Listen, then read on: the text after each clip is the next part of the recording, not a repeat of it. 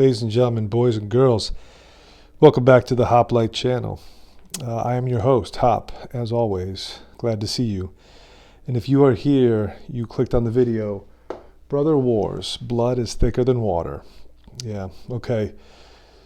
So, bear with me, I'm still fighting this cold. It's been almost like a week and a half now. It's pretty nasty, so I'm going to try to maintain my voice as best I can. But I appreciate you coming back for this installment. Yeah, so the Ukraine-Russian war still going on. I did my first video about that topic, over 12 days ago. So, we're in it. And I started to think more along the lines of this conflict being something simply not as simple as a dispute over territory, because this has really captured the world's attention like nothing I can remember in the last decade or so. And I think there's a good reason for that. And I think it's because this is clearly a brother war between Russia and Ukraine. The Ukrainian people and the Russian people are ethnically and racially indistinguishable. And I've asked Ukrainians and even Russians this, like if you saw a Ukrainian walking down the street and didn't hear them say anything, but just, observe them, could you tell the difference between them and a fellow Russian and vice versa? And most of them would say no. Like they are, for all intents and purposes, the same people. There might be some characteristics and differences that some people could pick up on, but for the most part, it's kind of telling the difference between an American and a Canadian, right? If I saw an American guy and a Canadian guy, walking down the street side by side, it would kind of be 50-50 shot for me that he's the American and he's the Canadian, right? Canadian guy would probably be wearing a toque. That's how I would know. But if it was summertime, it would be pretty much impossible. So it's like that. And it would be like Canada and the United States going to war. I mean, obviously Canada would get its clock cleaned. No offense to my Canadian friends, my brothers. But yeah, our military is easily quadruple the size. Our population has got to be like quintuple the size.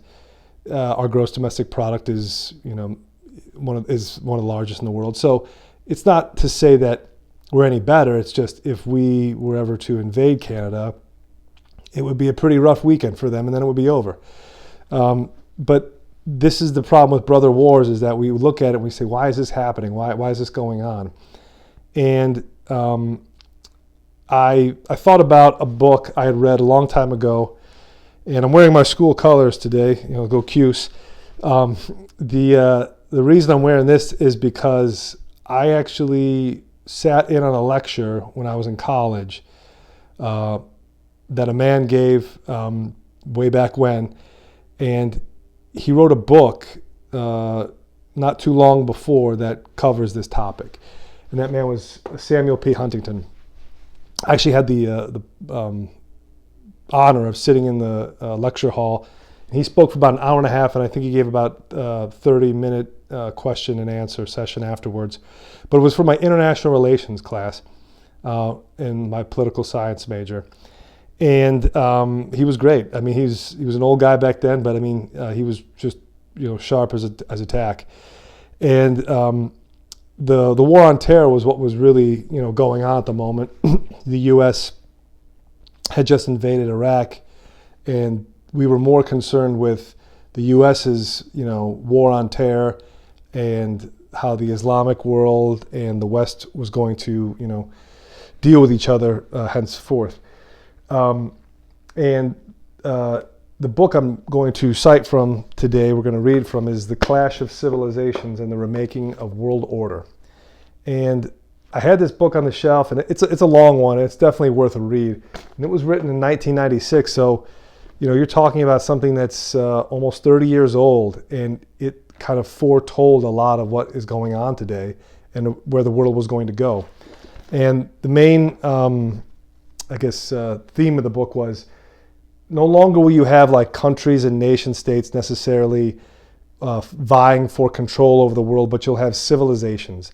And the civilizations would be basically the West, which is the US, Canada, UK, Australia, Europe, and New Zealand, and the rest. And he says the West versus the rest because it's no longer just the West versus the East, right? We understood the East as kind of like this maybe kind of collection of cultures, but it's more complex than that. And he breaks it down into the Islamic, the Sunnic, the Orthodox, the Hindu, the African, the Latin, and the Japanese cultures. Right, so you have Western culture here, which you could say is, predominantly Christian, I guess the John Locke school of government and democratic thought, and then the Eastern thought of theocracies and centralized power and state governments.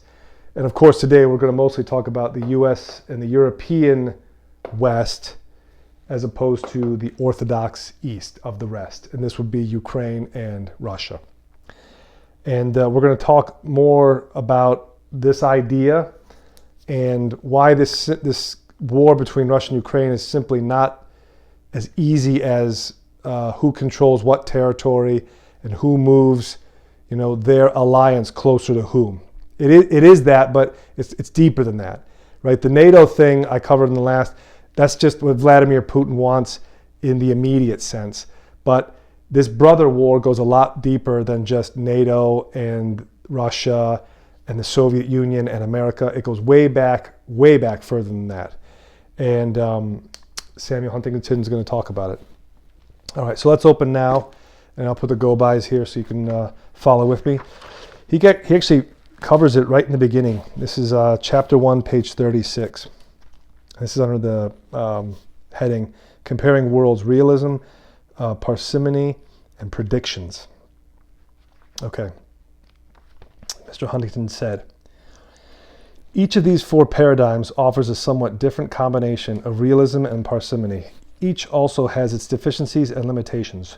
Conceivably, these could be countered by combining paradigms and positing, for instance, that the world is engaged in simultaneous processes of fragmentation and integration. Both trends indeed exist, and a more complex model will more closely approximate reality than a simpler one. Yet this sacrifices parsimony for realism and, if pursued very far, leads to the rejection of all paradigms or theories. In addition, by embracing two simultaneous opposing trends, the fragmentation-integration model fails to set forth under what circumstances one trend will prevail and under what circumstances the other will. The challenge is to develop a paradigm that accounts for more crucial events and provides a better understanding of trends than other paradigms at a similar level of intellectual abstraction. Okay, so this is very highfalutin elite professor talk for how you have two different possible paradigms or models for how the world's going to proceed. Fragmentation and integration, right? We knew the Soviet Union fragmented after the Cold War, but then it still sought to integrate those fragmented countries into the Orthodox East culture, because it was always going to be a part of that. No matter how many times you fragment those countries, it will still be part of that collective culture. Okay, he continues. These four paradigms are also incompatible with each other. The world cannot be one and fundamentally divided between East and West or North and South, nor can the nation state be the base rock of international affairs if it is fragmenting and torn by proliferating civil strife. The world is either one or two or 184 states, or potentially an almost infinite number of tribes, ethnic groups, and nationalities. Viewing the world in terms of 7 or 8 civilizations avoids many of these difficulties. It does not sacrifice reality to the parsimony as do the 1 and 2 world paradigms. Yet it also does not sacrifice parsimony to reality as the statist and chaos paradigms do. It provides an easily grasped and intelligible framework for understanding the world, distinguishing what is important from what is unimportant among the multiplying conflicts, predicting future developments, and providing guidelines for policymakers. It also builds on and incorporates elements of the other paradigms. It is more compatible with them than they are with each other. A civilizational approach, for instance, holds that the forces of integration in the world are real and are precisely what are generating counterforces of cultural assertion and civilizational consciousness. The world is in some sense two, but the central distinction is between the West as the hitherto dominant civilization and all the others, which, however, have little if anything in common among them. The world, in short, is divided between a Western one and a non-Western many. Okay, right? So in the beginning, when I introduced this whole episode, the West versus the rest, that's what he's talking about. Nation states are and will remain the most important actors in the world affairs, but their interests, associations, and conflicts are increasingly shaped by cultural and civilizational factors.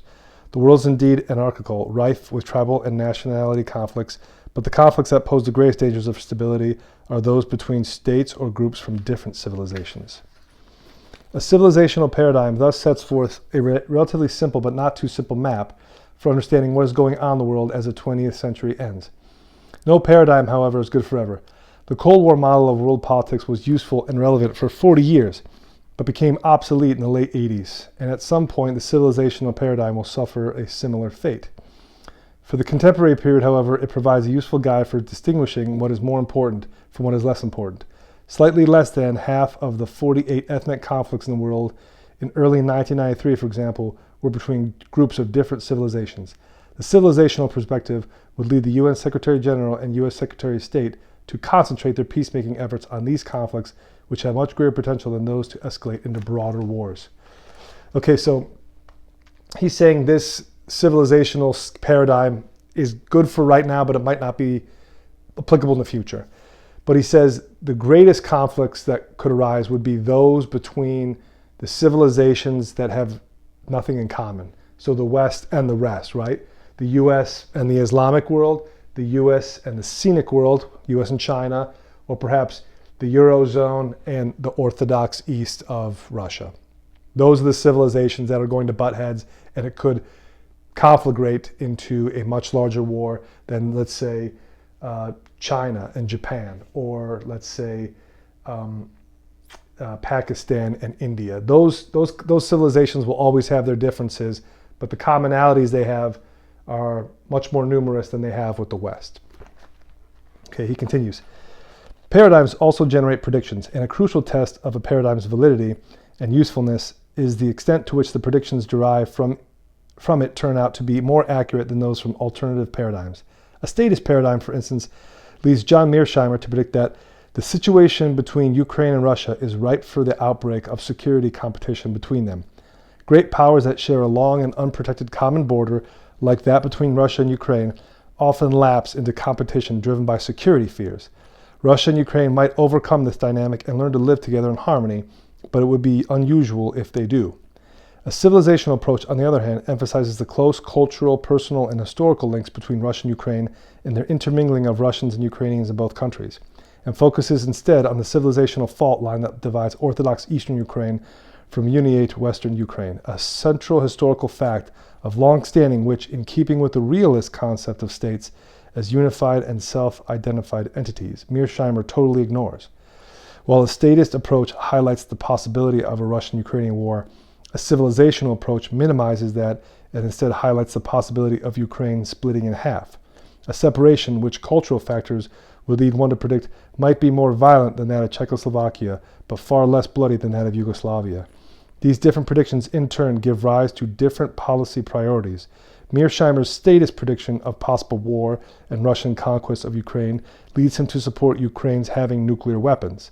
A civilizational approach would encourage cooperation between Russia and Ukraine, urge Ukraine to give up its nuclear weapons, promote substantial economic assistance and other measures to help maintain Ukrainian unity and independence, and sponsor contingency planning for the possible breakup of Ukraine. Okay. So he brings up John Mearsheimer here, and someone commented on the video I did earlier about Mearsheimer, and I have seen his lecture at University of Chicago, and it's quite good. And no offense to the late Mr. Huntington, but it appears Mearsheimer was pretty much bang on accurate. He might have been about 10 years late, but he ended up being right. Russia did invade Ukraine, and it was primarily over security reasons. But again, we'll read why it might be more complex than that. And Ukraine did give up its nuclear weapons. That much we do know in the mid-90s. I don't know if Mearsheimer ever advocated for Ukraine having nuclear weapons, though. I don't know if that necessarily was stated by Mearsheimer. It's possible. But he definitely predicted that the two countries, Russia and Ukraine, having this division between the Eastern Orthodox Ukraine and the westernized Western Ukraine occupying that space, it was a pot ready to boil over. And at least both men agree on that much. That much they concede to in their approaches, despite the statist approach of Mearsheimer being trying to maintain the country, whereas Huntington's civilizational approach trying to say, well, maybe Ukraine will just have to split into two countries, but the civilization of Western and Eastern Ukraine will be at home once that split happens. The western part of Ukraine will join the West and Europe. The eastern part will join Russia in the Orthodox East. And this might happen, right? It's Saturday, March 12th, and this is still a distinct possibility. Okay, we'll go on to chapter 6 now. And Mr. Huntington wrote, "The logic of civilizations dictates a similar outcome concerning the expansion of NATO. The Cold War began with the extension of Soviet political and military control into Central Europe. The United States and Western European countries formed NATO to deter and, if necessary, defeat further Soviet aggression. In the post-Cold War world, NATO is a security organization of Western civilization. With the Cold War over, NATO has one central and compelling purpose: to ensure that it remains over by preventing the reimposition of Russian political and military control in Central Europe. As the West Security Organization, NATO is appropriately open to membership by Western countries which wish to join and which meet basic requirements in terms of military competence, political democracy, and civilian-controlled military." Okay, so he's laying the groundwork here about NATO. NATO is kind of like an open invitation for all the countries post-Cold War that, hey, if you want to join with the West and leave the rest, it's cool. You just have to have civilian-controlled military. We prefer democracy, and you better have a competent military. Ukraine, competent military, debatable. Political democracy, debatable. Control of the military by civilians. Yeah, you could say they have that, at least. So, yeah, sort of. So 1 out of 3 ain't bad. Okay, continuing. American policy toward post-Cold War European security arrangements initially embodied a more universalistic approach, embodied in the Partnership for Peace, which would be open generally to European and indeed Eurasian countries. This approach also emphasized the role of the Organization on Security and Cooperation in Europe. It was reflected in the remarks of President Clinton when he visited Europe in 1994. Freedom's boundaries now should be defined by new behavior, not by old history. I say to all who would draw a new line in Europe, we should not foreclose the possibility of the best future for Europe. Democracy everywhere, market economies everywhere, countries cooperate for mutual security everywhere. We must guard against a lesser outcome. A year later, however, the administration had come to recognize the significance of boundaries defined by old history. It had come to accept a lesser outcome, reflecting the realities of civilizational differences. The administration moved actively to develop the criteria and a schedule for the expansion of NATO membership, first to Poland, Hungary, the Czech Republic, and Slovakia, then to Slovenia, and later probably to the Baltic republics. Okay, so we're back in the Clinton administration, and they're talking about, we need to expand freedom, right? Freedom for freedom's sake. And the way for freedom to expand is through NATO membership, right? You want to join the Freedom Club? You got to get your NATO card. And they wanted to expand it to Poland, Hungary, Czech Republic, Slovakia, and then Slovenia. And here in 2022, all of those countries were admitted into NATO. And now you have the Baltic republics, right? So the Baltic republics are, they're next. In 1996, the sites were to push it all the way to Lithuania, Latvia, and Estonia. And we can see how this creates some problems in the East. Continuing, he writes, Russia vigorously opposed any NATO expansion, with those Russians who were presumably more liberal and pro-Western arguing that expansion would greatly strengthen nationalist and anti-Western political forces in Russia. NATO expansion, limited to countries historically part of Western Christendom, however, also guarantees to Russia that it would exclude Serbia, Bulgaria, Romania, Moldova, Belarus, and Ukraine as long as Ukraine remained united. NATO expansion, limited to Western states, would also underline Russia's role as the core state of a separate Orthodox civilization, and hence a country which should be responsible for order within and along the boundaries of Orthodoxy. Right, so Now we're talking about drawing NATO up on civilizational lines. We're drawing it along the country lines, of course, but we're also talking about those countries being divided on historical east and west lines, and that Ukraine being kind of like the no man's land, as long as it remained united, this was agreeable. And a lot of hardliners in Russia said no to this expansion, and even a lot of like pro-Western liberal Russians were afraid that this would bolster support in Russia for conservative politicians who would push back on this. But if you look at it from a responsibility standpoint, this makes the Orthodox East, i.e. Russia, responsible to maintain the borders as they are firmed up, right? Once the Soviet Union had splintered, you had all these satellite countries that were kind of unsure about where their future was going to go.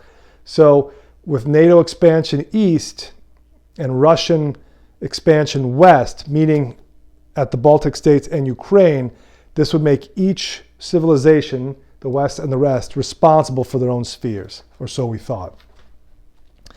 Continuing, he writes, the usefulness of differentiating among countries in terms of civilization is manifest with respect to the Baltic republics. They are the only former Soviet republics which are clearly Western in terms of their history, culture, and religion, and their fate has consistently been a major concern of the West. The United States never formally recognized their incorporation into the Soviet Union, supported their move to independence as the Soviet Union was collapsing, and insisted that the Russians adhere to an agreed-on schedule for the removal of their troops from the republics. The message to the Russians has been that they must recognize that the Baltics are outside whatever sphere of influence they may wish to establish with respect to other former Soviet republics. This achievement by the Clinton administration was, as Sweden's Prime Minister said, one of its most important contributions to European security and stability, and helped Russian Democrats by establishing that any revanchist designs by extreme Russian nationalists were futile in the face of the explicit Western commitment to the republics. Okay, so again, the U.S. takes the lead here. Slick Willie says, listen, Russia, we don't want you up to your old tricks. We're going to expand NATO to these countries, and you leave the Baltic states alone because they're part of the collective West. Their history, their culture, their language, their religion, all has Western roots. So that's where we draw the line. And it put Russia in a position where they understood that NATO was not going to stop until most likely they reached Russian borders. And this made them uneasy for decades, since the early 90s, right? Since the wall fell and the Soviet Union ended, Russia has always had to deal with this encroachment and this threat from NATO being on their doorstep. And here in 2022, we understand that they're not cool with it anymore. Okay, last reading, we go to chapter 6, and this is strictly about the events and history of the region we are currently talking about in Ukraine and Russia. And this will be a longer one, but Mr. Huntington wrote, unlike Armenia, Belarus has little sense of national identity. It is also even more dependent on Russian support. Many of its residents seem to identify as much with Russia as their own country. In January 1994, the legislature replaced the centrist and moderate nationalist who was the head of state with a conservative pro-Russian. In July 1994, 80% of the voters elected as president an extreme pro-Russian ally of Vladimir Zhirinovsky. Belarus early joined the Commonwealth of Independent States, was a charter member of the Economic Union created in 1993 with Russia and Ukraine, agreed to a monetary union with Russia, surrendered its nuclear weapons to Russia, and agreed to the stationing of Russian troops on its soil for the rest of this century. In 1995, Belarus was, in fact, part of Russia in all but name. Okay. So if you remember back a week or two ago, the Russian invasion of Ukraine came from Russia and Belarus from the north. Why? Because, as Mr. Huntington states, Belarus is, for all intents and purposes, Western Russia, right? You got Virginia and West Virginia. You got Russia and West Russia. That's Belarus. Belarus is Belarus in name, but it's Russian for all intents and purposes. Like, it's their province. I mean, like, it has pro-Russian government. They gave their nukes to Russia. They embrace Russian culture. I don't think Belarus, if it came down to it, if it was a war between the West and the Orthodox East, Russia and Belarus would go to war together against the West. Like, no doubt about it. Okay, continuing. He writes on page 165, after Moldova became independent with the collapse of the Soviet Union, many looked forward to its eventual reintegration with Romania. The fear that this would happen, in turn, stimulated a secessionist movement in the Russified East, which had the tacit support of Moscow and the active support of the Russian 14th Army, and led to the creation of the Transnistria Republic. Moldovan sentiment for union with Romania, however, declined in response to the economic problems of both countries and Russian economic pressure. Moldova joined the CIS and trade with Russia expanded. In February 1994, pro-Russian parties were overwhelmingly successful in the parliamentary elections. Okay, so Moldova is like that little slice of country that is on the southwestern side of Ukraine. And again, if you were paying attention to the troop movements of Russia during its invasion of Ukraine, it came in through the Russian corridor, through Crimea, right, the land bridge that it wanted in 2014, south from the north in Belarus, and even from Moldova.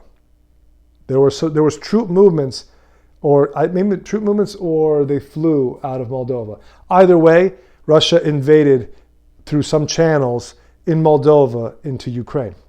So they came from the north, the south, and the southwest. Moldova is not as pro-Russian as Belarus, but it is more pro-Russian than pro-Ukrainian, obviously. Again, it considers itself part of the Orthodox East. All right, let's move on. Bottom 165. Apart from Russia, the most populous and most important former Soviet republic is Ukraine. At various times in history, Ukraine has been independent. Yet during most of the modern era, it has been part of a political entity governed from Moscow. The decisive event occurred in 1654 when Bogdan Khmelnytsky, Cossack leader of an uprising against Polish rule, agreed to swear allegiance to the Tsar in return for the help against the Poles. From then until 1991, except for a briefly independent republic between 1917 and 1920, what is now Ukraine was controlled politically from Moscow. Right, so here's what I'm talking about. Things go a lot deeper than just NATO. Since 1654, Russia has politically controlled Ukraine. Ukraine has more or less been a vassal state of Russia in some way, shape, manner, or form since 1654, when they called for aid against the Poles. This is why it's a brother war, right? 1654, that's a lot of history. It's a ton of history. And if you go even further back to the Kievan Rus, it's like I said in the first episode I did about this topic, it's the brother war because the brother war that is going on right now involves a city that is the cradle of their Orthodox civilization. The Kievan Rus in Kiev, that's where it started. That's their civilization, that's their cradle. Moscow is their political capital. Kiev is their cultural capital. And that's why this is hard to watch, because it's a brother war that is trying to vie for control over a part of land that is central to the Orthodox civilization, but rests on the border of their civilization and the West. And that is what the Russian Orthodox culture is afraid of, that they'll lose their cradle to the Western influence. Okay, moving on. The civilizational fault line between West and Orthodoxy runs through its heart and has done so for centuries, as I just said. At times in past, Western Ukraine was part of Poland, Lithuania, and the Austro-Hungarian Empire. A large portion of its population have been adherents of the Uniate Church, which practices Orthodox rites but acknowledges the authority of the Pope.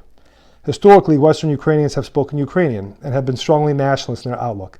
The people of Eastern Ukraine, on the other hand, have been overwhelmingly Orthodox and have in large part spoken Russian. In the early 90s, Russians made up 22% and native Russian speakers 31% of the total Ukrainian population. a majority of the elementary and secondary school students were taught in Russian. The Crimea is overwhelmingly Russian and was part of the Russian Federation until 1954, when Khrushchev transferred it to Ukraine, ostensibly in recognition of Khmelnytsky's decision 300 years earlier. So think about that, right? I put Khrushchev on the thumbnail for this video because if you look at the map of Ukraine, it was basically sliced up over the course of 150 years by different Russian rulers.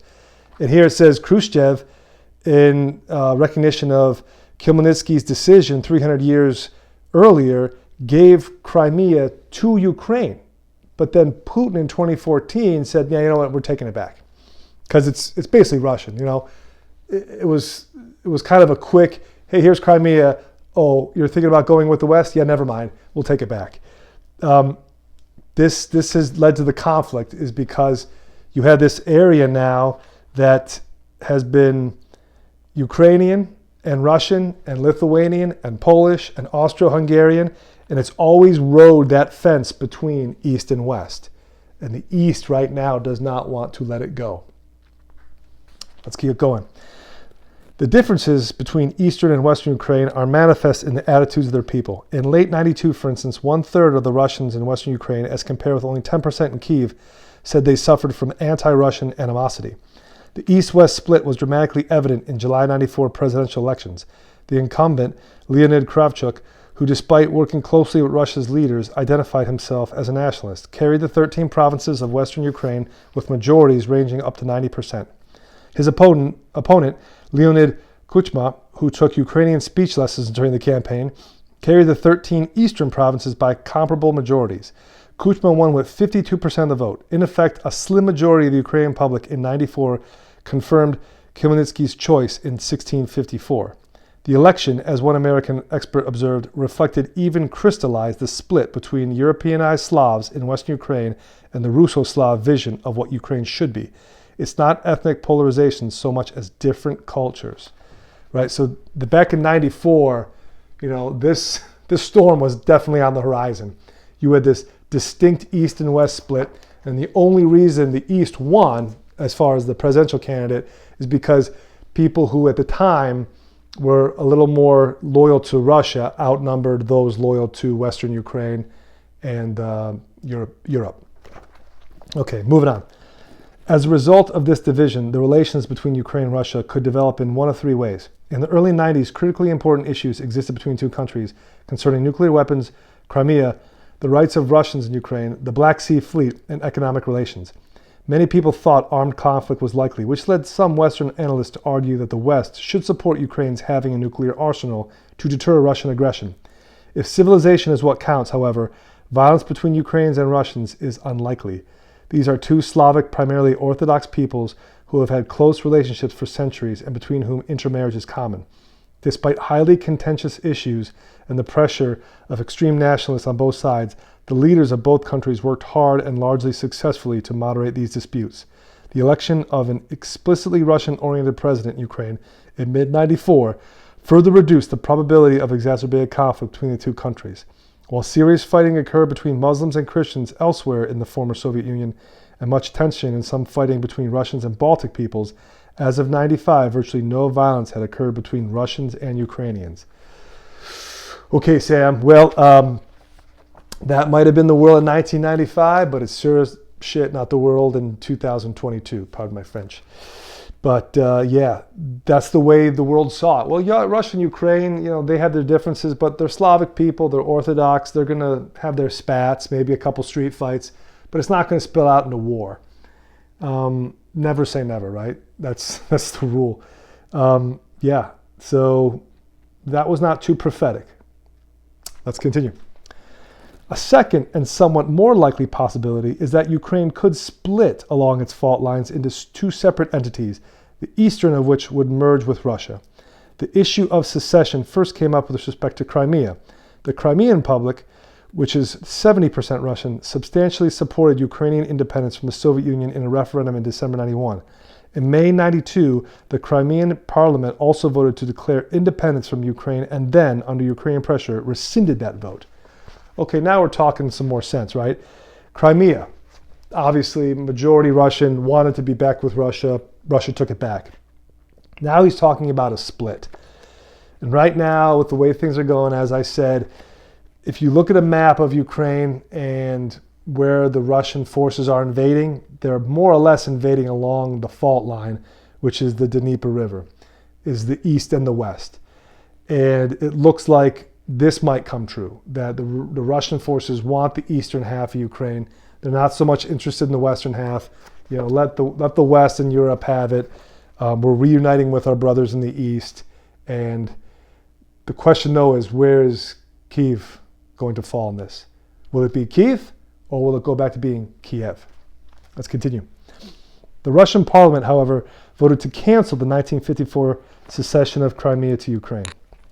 In January 94, Crimeans elected a president who had campaigned on a platform of unity with Russia.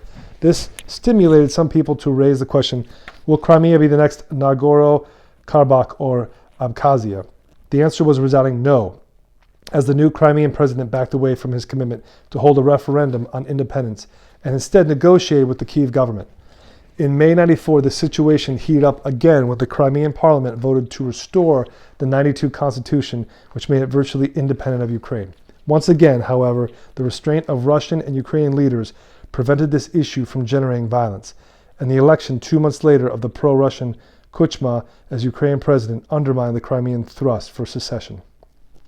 Okay, so obviously Crimea, pro-Russian, they want to declare independence from Ukraine. They vote against it, then they vote for it. And the election 2 months later, the pro-Russian Kuchma as Ukrainian president undermined the Crimean thrust for secession, right? So Crimea was always going to be a hotbed as it pertains to Russia and Ukraine. Actually, not anymore, but because after the 2014 coup, Russia just took it decisively. And now it looks like they're definitely back for Luhansk and Donetsk, and perhaps Kharkiv and Zaporozhye. Okay, let's keep going. 167. That election did, however, raise the possibility of the western part of the country seceding from Ukraine that was drawing closer and closer to Russia. Some Russians might welcome this. As one Russian general put it, Ukraine, or rather Eastern Ukraine, will come back in 5, 10, or 15 years. Western Ukraine can go to hell. Such a rump, uniate, and Western-oriented Ukraine, however, would only be viable if it had strong and effective Western support. Okay, so the Russian general back then, he was calling it. He said, listen, Eastern Ukraine is going to come back to Russia. That's a done deal. It might not be today, 5, 10 years, 15 years, it'll happen. Western Ukraine can go to hell. That's how they look at it, right? This brother war is along this fault line, as he says, between Ukraine on the east and Ukraine on the west, and Kyiv on the Dnieper River being that dividing line. Russians don't particularly care much for Western Ukraine as it is. They might be willing just to let it go, and that might be the resolution to this war. Okay, continuing. Such support is in turn likely to be forthcoming only if relations between the West and Russia deteriorated seriously and came to resemble those of the Cold War. Yeah, we're getting pretty close to that. The third and more likely scenario is that Ukraine will remain united, remain cleft, remain independent, and generally cooperate closely with Russia. Once the transition questions concerning nuclear weapons and military forces are resolved, the most serious longer-term issues will be economic, the resolutions of which will be facilitated by a partially shared culture and close personal ties. The Russian-Ukrainian relationship is to Eastern Europe, John Morrison has pointed out, what the Franco-German relationship is to Western Europe. Just as the latter provides the core of the European Union, the former is the core essential to unity in the Orthodox world. Okay. So Sam sees it a third way.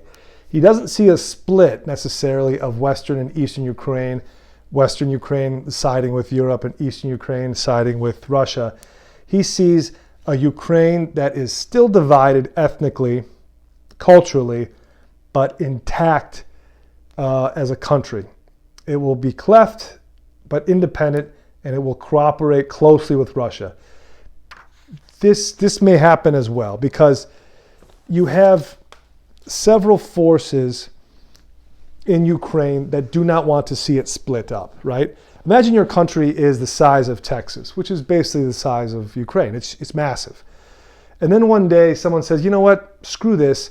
Russia's going to keep invading. They're not going to let this go. Why don't we just slice the country down the middle and give them everything east of Kiev? A lot of patriotic Ukrainians are going to look at you and be like, why would I do that? Why would I just let Russia cut my country in half and then assume that's where it's going to end? What if they come back later and they want the southern half? What if they want Odessa? What if they want Lviv? I mean, these questions keep coming up and no one has a right answer for it because nobody really knows. But as of right now, it looks like the Russian forces have decided to create this cauldron, as they call it, to encircle the Ukrainian forces fighting in East Ukraine and to heat that cauldron up so that the heat intensifies to the point where the majority of the Ukrainian forces fighting flee west. Then the Russian forces control eastern Ukraine and they can let western Ukraine go.